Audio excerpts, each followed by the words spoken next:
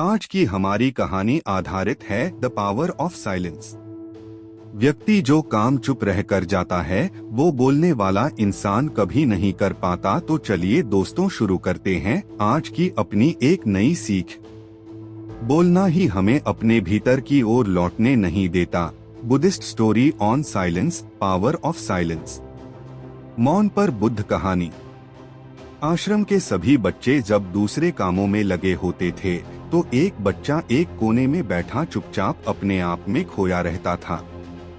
वो अक्सर किसी से ज्यादा बात नहीं करता था। आश्रम की सभी जिम्मेदारियां पूरी करने के बाद जहां सभी बच्चे पूरे दिन की घटनाओं की चर्चा करने लगते हैं, वहीं पर वो शांत रहने वाला बच्चा एक बरगद के पेड़ के नीचे बैठकर ध्यान करने लगता। सभी बच्चों को आश्चर्य होता था क्योंकि उसका कोई दोस्त नहीं था। वो अक्सर आश्रम में अकेला ही घूमता रहता था। ये देखकर उसके गुरु को बड़ी प्रसन्नता होती थी। उसे लगता था कि कोई तो है आश्रम में जो मौन यानी कि चुप रहने की ताकत को समझता है, उसके महत्व को समझता है। आश्रम के बारे में जब भी कोई जरूरी निर्णय लेना होता उसकी राय जरूर लिया करते थे, लेकिन यही बात गुरुजी के एक दूसरे शिष्य को बड़ी खटकती थी। क्योंकि वो गुरुजी का प्रिय शिष्य बनना चाहता था, इसीलिए वो गुरुजी के सामने दूसरे बच्चों के कामों में कुछ न कुछ कमियां निकालता रहता था, जिससे गुरुजी उसे महान समझने लग जाए।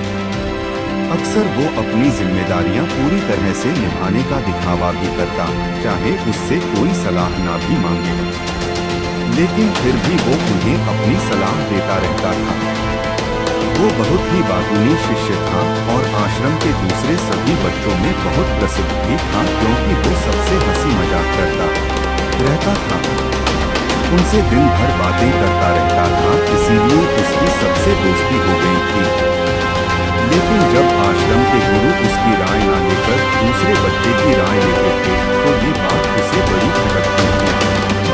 उसे ये लगता था कि वो उस दूसरे बच्चे से ज्यादा बुद्धिमान है, लेकिन गुरुजी फिर भी उसकी तरफदारी करते हैं। ऐसा नहीं था कि गुरुजी स्वभाव के बारे में पता नहीं था, लेकिन गुरुजी उसे अपने तरीके से सीख देना चाहते थे ताकि उसकी ज्यादा बोलने की आदत, दिखावा करने की आदत, दूसरों में कमियां निकालने की आदत हमेशा हमेशा के लिए खत्म हो जाए और वो मौन रहकर ध्यान की गहराइयों को छुपा ले। असल में हर सच्चे गुरु की यही इच्छा होती है। वो किसी तरीके से उस बातूनी शिष्य को एहसास कराना चाहते थे कि चुप रहने से ही उसे असीम सत्य को जाना जा सकता है। उस विराट का एहसास चुप होकर ही किया जा सकता है। एक दिन गुरुजी को एक तरीका सूझा। उन्होंने आश्रम के सभी बच्चों को अपने पास बुलाया और कहा कि मैं तुम सभी को दो हिस्सों में बांटकर अलग-अलग गांवों में भिक्षा मांगने के लिए भेज रहा हूँ, और जो भी दो बच्चे सबसे ज्यादा भिक्षा मांगकर लाएंगे उन दोनों को आश्रम की सभी जिम्मेदारियां निभाने का मौका दिया जाएगा। अपनी बात जारी रखते हुए उन्होंने बताया, भिक्षा मांगने से हमारा अहंकार खत्म होता है, इसीलिए हर शिष्य पूरे मन से भिक्षा मांगे। कोई भी इस काम को औपचारिकता में न लेकर ना तो वो अपने जीवन का बहुत बड़ा ज्ञान को देंगे। आश्रम के गुरुजी ने जानबूझकर बातूनी शिष्य और चुप रहने वाले शिष्य की जोड़ी बनाई। बातूनी शिष्य के मन में सिर्फ एक ही बात चल रही थी कि इस बार उसे मौका मिला है और इस बात को गुरुजी को बताएगा कि वो चुप रहने वाले शिष्य से कितना ज्यादा प्रतिभावान है। दोनों शिष्यों ने आपस में अपनी सहमति से निर्णय लिया कि दोनों गांव के अलग-अलग जगह से भिक्षा मांगना शुरू करेंगे, ताकि भिक्षा मांगने का काम जल्दी खत्म किया जा सके। चुप रहने वाला शिष्य हर बार कर अपने हाथ जोड़कर अपना भिक्षा का पात्र उनके सामने कर देता। उसके चेहरे पर एक सादगी और उसकी आंखों में एक एकांत होता था, जिससे भिक्षा देने वाले उसे भिक्षा देकर अपने आप को अनुग्रहित समझते थे।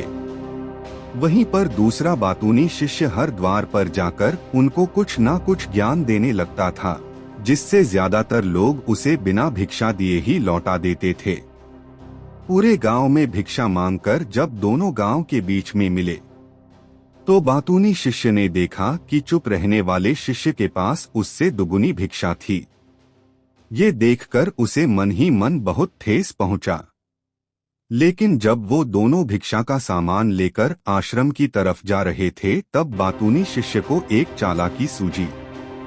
उसने चुप रहने वाले शिष्य से कहा कि हमें अपनी भिक्षा एक ही थैले में डाल लेने चाहिए। गुरुजी ने हम दोनों को एक साथ भिक्षा लाने के लिए कहा था। चुप रहने शिष्य ने बिना कुछ बोले अपनी सारी भिक्षा उसके थैले में डाल दी।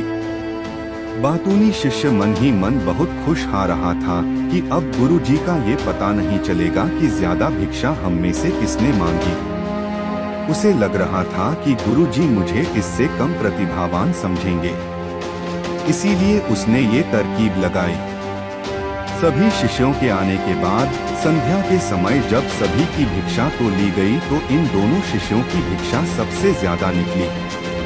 गुरुजी ने इन दोनों का अभिवादन करते हुए आश्रम के सभी बच्चों के सामने उनकी पीठ थपथपाते हुए उन्हें मुबारकबाद दी और कहा कि मैं आश्रम का कार्यभार तुम दोनों को नहीं सौंप सकता।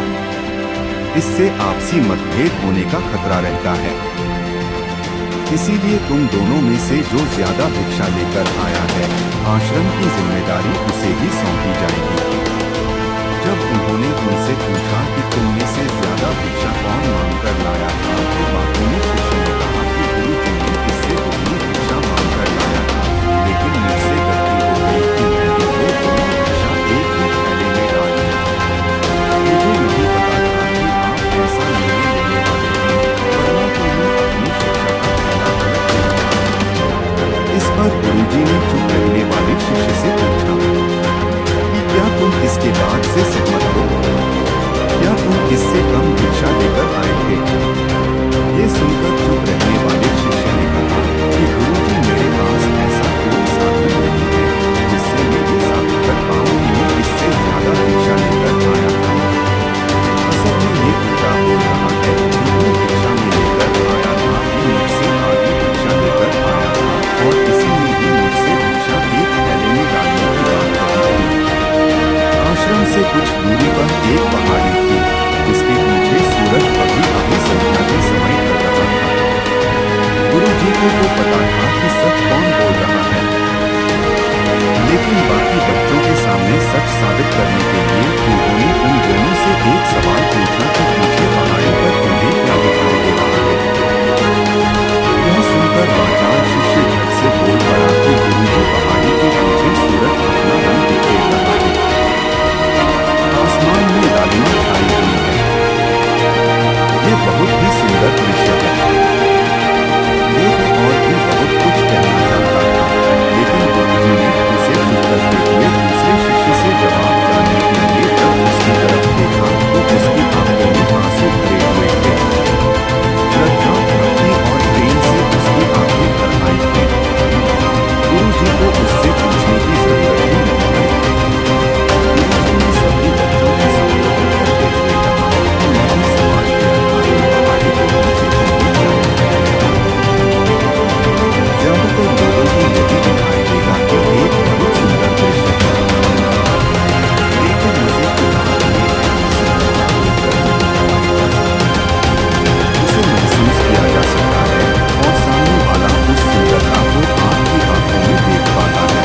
चुप रहने वाले शिष्य की तरफ इशारा करते हुए गुरुजी ने कहा कि असल में सुंदरता किसी बच्चे ने देखी है, दूसरे बच्चे ने सिर्फ सुंदरता की व्याख्या की है, लेकिन इसने वास्तविकता में उस सुंदरता को महसूस किया है। अपने आप को ऊंचा दिखाने की सभी कोशिशें नाकाम होती देख वाचाल शिष्य वहीं पर फूट फूट कर रोने लगा। उसको चुप कराते हुए गुरुजी ने कहा कि बेटा, मुझे पहले से पता था कि तुम झूठ बोल रहे हो, लेकिन मैं तुम्हें उस झूठ का एहसास कराना चाहता था। सभी बच्चों को संबोधित करते हुए गुरुजी ने बताया कि शब्द जाल की तरह होते हैं। हमारे ज्यादा बोलने की वजह से बहुत सारी समस्याएं पैदा होती है।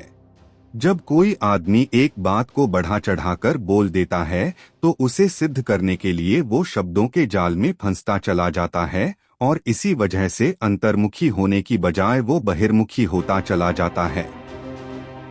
वहीं पर जिस भी व्यक्ति को अपनी अंतर यात्रा करनी होती है उसे सबसे पहले चुप रहना सीखना होता है। जरूरत से ज्यादा बोलना या फिर हर वक्त बोलते ही रहना, ये सब हमारी अंतर यात्रा में बाधा बन जाती है। जब आप चुप रहने का अभ्यास करते हैं तो आप अपने साथ वक्त बिताने लगते हैं, जिससे कि आप अपने एकांत को जान पाते हैं और एक बार अगर मन में एकांत स्थापित हो जाए तो आपकी आंखों में, आपके चेहरे पर वो सादगी, वो एकांत, वो स्पष्टता की झलक सब कुछ सामने नजर आने लगता है। कुछ साबित करने को नहीं रह जाता, कुछ बताने को नहीं रह जाता, सब कुछ आंखों में देखा जा सकता है। चुप रहने वाले शिष्य की तरफ इशारा करते हुए गुरुजी ने कहा कि अभी जो दृश्य है इस बच्चे ने देखा, वो ज्यादा बोलने वाला आदमी कभी नहीं देख पाएगा। वो अपनी बुद्धि से तर्क वितर्क करता रहेगा कि उसे क्या क्या दिखाई दे रहा है, लेकिन उसमें से वो महसूस कुछ भी नहीं कर पाएगा। उसे दिखाई दे जाएंगे पहाड़, सूरज या फिर उसकी लालिमा, लेकिन उस सुंदरता को, उस विराट को, उस अद्भुत को कभी नहीं देख पाएगा। अगर चुप रहने की कला सीखनी है तो उन्हें सबसे पहले एक बात ध्यान रखनी होगी कि उन्हें किसी को भी प्रभावित करने की कोशिश नहीं करनी है। ज्यादातर लोग अपने आप को साबित करना चाहते हैं और उस साबित करने के चक्कर में वो शब्दों के जाल में फंसते चले जाते हैं और धीरे धीरे वही उनकी आदत बन जाती है। अगर कोई व्यक्ति दूसरों को प्रभावित करना चाहता है तो वो कितने लोगों को प्रभावित कर पाएगा। उसकी ये भूख बढ़ती जाएगी और वही संसार में सभी को कभी भी प्रभावित नहीं कर पाएगा। इसलिए यह समझाने की बात होती है कि बहिर्मुखी होने की बजाय हम अंतर्मुखी होकर अपने आप को समझ सकते हैं। अपनी बातों को खत्म करते हुए गुरुजी ने अपना आखिरी संदेश दिया।